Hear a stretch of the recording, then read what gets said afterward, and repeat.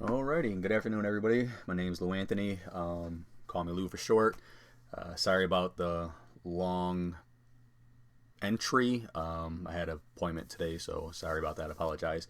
First, what I'm going to do is I'm going to go over my manual, what I've done so far, just a little bit, what I think is good about it, what I could have done better, just a couple of little things, and then I'll probably showcase a couple other websites and explain why I think mine is better than theirs or not better than theirs, or who knows? We'll see. So a topic I chose was how to remove an engine.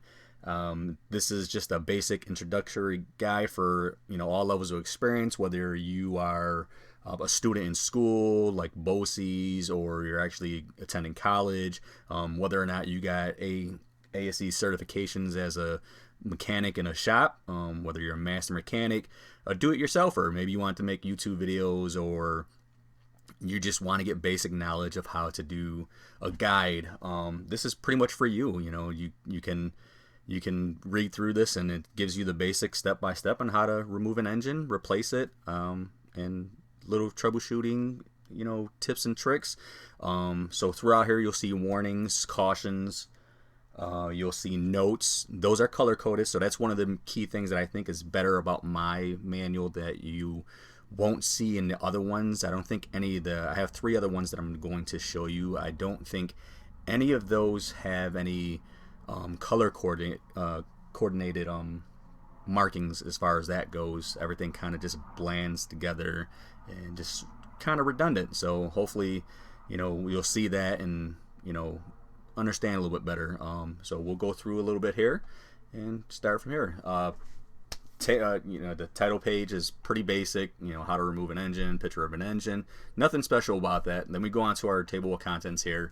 It has everything from introduction, how to use this manual, general information, list of materials, and then when we get to the list of materials, you'll see that there is quite a bit of stuff there, and it's not the end all be all for wanting to be a mechanic and trying to work on a vehicle or anything like that. There's stuff that you may not need. There's things that you may add to it. This is just like I said, a general guide. Then we'll go into the actual steps: engine removal, engine installation, warranty information. What is a warranty? A lot of people don't understand that there's different types of warranties. There's different things that you might want to look into as far as a warranty goes before you go and try to dabble into removing an engine by yourself, which may or may not work out for you. Next, we got troubleshooting. When it comes to working on vehicles, troubleshooting can be very long, tedious, attention to detail, frustrating mostly. Especially if you're working on a newer vehicle and there's a lot of electrical components. Everything's tied in together on newer vehicles compared to older ones. I used to be a vehicle mechanic myself when I was in the military, so I have pretty good knowledge on how older vehicles work compared to newer ones. I'm still very confident on newer ones with all the electrical components that are in there. That's what manuals are for, and it's why I'm doing this, because I just felt more comfortable doing this type of manual just because that's the career that I was in before. We got some facts, you know what I mean? A lot of frequently asked questions that some of it may pertain to troubleshooting, but most often not. It's just a lot of questions that are common that are asked by customers or people wanting to work on their own vehicle. Conclusion, and then obviously the works cited page. So again, introduction, I kept everything plain. 12 point Arial, the bold, those are 14 point font. It's very basic. The introduction just goes into a few things and about the engine, the cost, troubleshooting, just everything that you're going to see later on into this manual. How to use this manual. For this manual to be effective, you must follow steps in order. That's like any other manual. It doesn't matter if you're working on a vehicle. It doesn't matter if you're building your own computer or trying to put together a lawnmower. They all come with some form of manual, and whether it's putting together or anything like that. You have to follow steps. You don't want to be that guy who's putting a table together or putting a dresser together and you got leftover screws or something like that. That's never good. Like, most times they don't leave you extra parts for something that's important. They'll leave you extra little things here and there, knickknacks, for something that's not relevant, but it's definitely not in this case. Especially when it comes to working on a vehicle, you have to follow step by step, or something very serious can go wrong, and you'll see that we'll have warnings and cautions and notes. When it comes to warnings, they will be color coded as red. Cautions will be as orange, and I put notes as green. It's just so it stands out. You can use any color that doesn't really conflict with the warnings and cautions, because it's just a note. It's just there for you for additional information. Warnings is something that is very serious. You have to take that into consideration.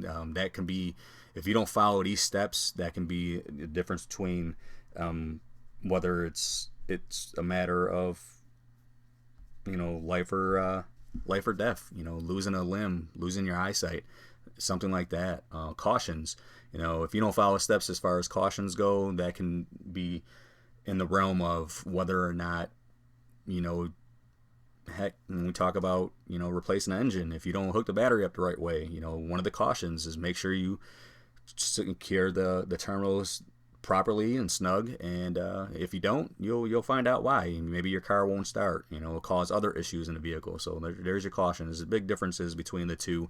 One, you seriously harm yourself, someone, or severely damage a component of the vehicle, or whatever you're working on, or whatever you're doing, whatever manual you're using.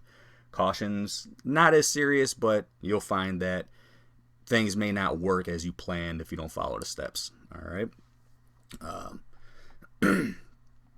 Materials. Here goes the list of materials. I did this in bullet format. I just thought that stood out a little bit easier. Again, I kept everything in Arial. Plain white black background, just so it's just easier to read, in my opinion. I'm not coming at this from a developer programming standpoint or anything like that, because I do work in dark mode as well for a lot of stuff. But when it comes to a manual, I believe that should always have a white background with the black lettering. I think once you start adding too many colors in there, I think that just you start doing too much, and then it's just makes your mind and your eyes just go crazy. Added some pictures, as you can tell. They're labeled as what they are.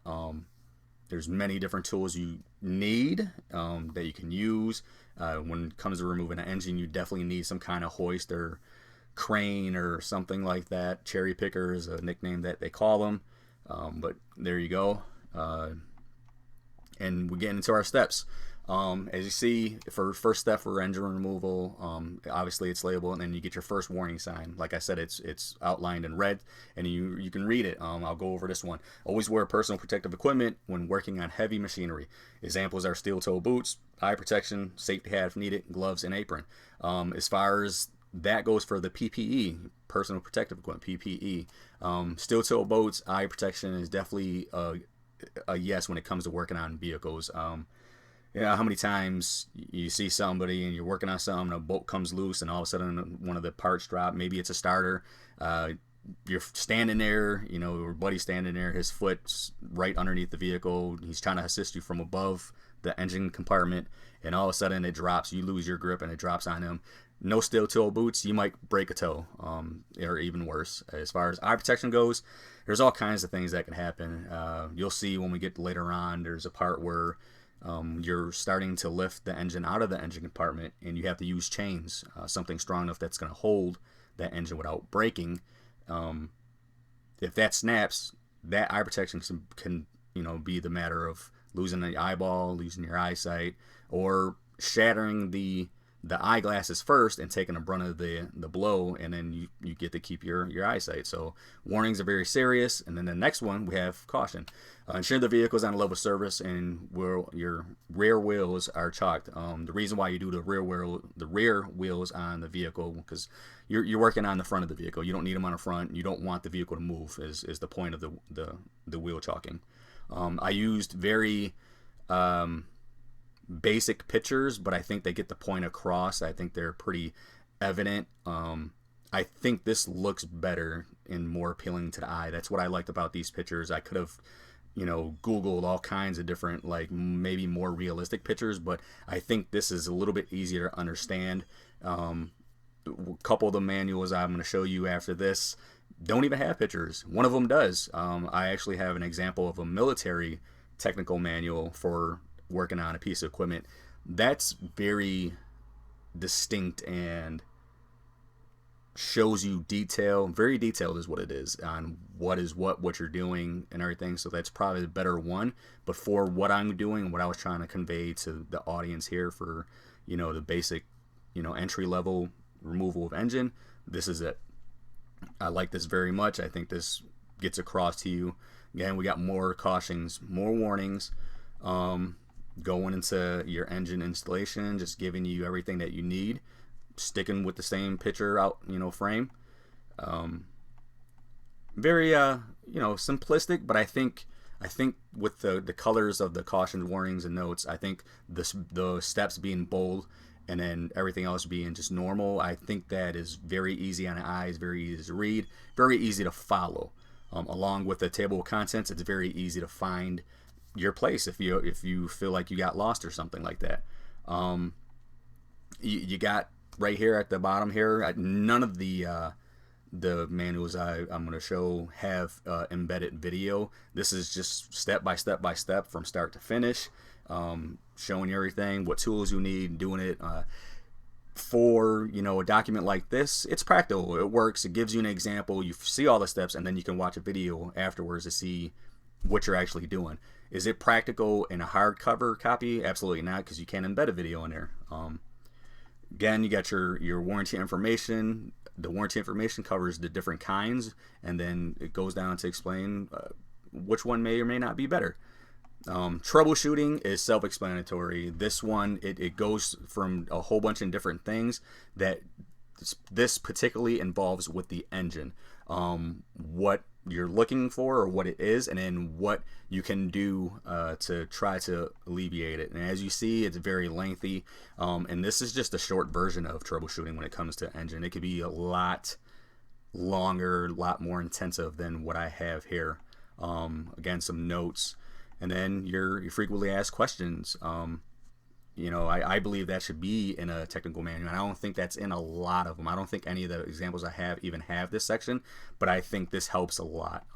So there you go. Got your conclusion, and then your works cited. Not really going to go over that, so I'm just going to minimize this window, and we'll go to the first one. So AutoMD is one of the work sites I cited. This is very, very plain. I don't mind the white background, but as you can see, when it comes to the steps, it's literally just steps. There's no picture examples. There's no, there's nothing. There's no specifications. I may have skipped over a little bit in mine, but when you're, putting everything back together and you have to tighten bolts, those bolts need to be tightened down to a certain specification, and this doesn't have any of that. Yeah, so I really don't like this setup. It was good for the information, but unless you know what you're doing or have any kind of knowledge of working on a vehicle, this is not for you. This, it is step by step. It tells you what to do, but pictures really do make a difference when it comes to these manuals. And then here we go for the next one. This one is where I got the pictures from. This one a lot better. Remove the hood, very specific on what you got to do. The only difference with this one is why I think mine is better is that, again, it doesn't give you the specifications for what you have to do, tighten down anything or anything like that. It gives you very detailed on the basic steps. It doesn't give you all the steps. And then lastly, this is going to be the military manual. Now, this is very, very simple yet very effective. It has older basic pictures, but this is very long, 680 pages, warning summaries, all kinds of different pictures, and you'll see, I'm gonna go through it quickly, but everything is very much broken down. Table of contents is so much longer. Here you go, table of contents, where everything is, and then I'll scroll down more, and then this is what I was talking about when you start getting into things. The pictures show and are labeled, numbered, and what everything is. And then this is just the description part, of what you're working on. When you get down to actually working on a piece, here you go, you're working on, this is what you got to do. It labels it figure 2, item 1, what you have to do, remove the wheel chocks, etc., etc. And again, the warnings have little pictures.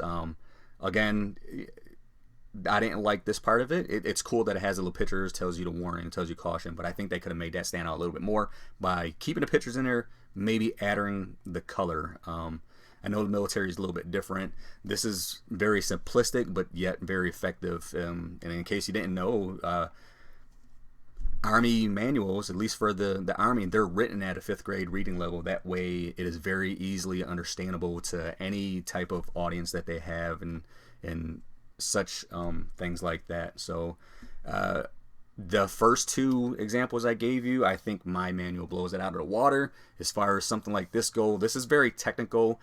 This is something that takes a year or 2 to publish and write. There's multiple people working on this. It's not just one person, so it still takes them quite a bit of time.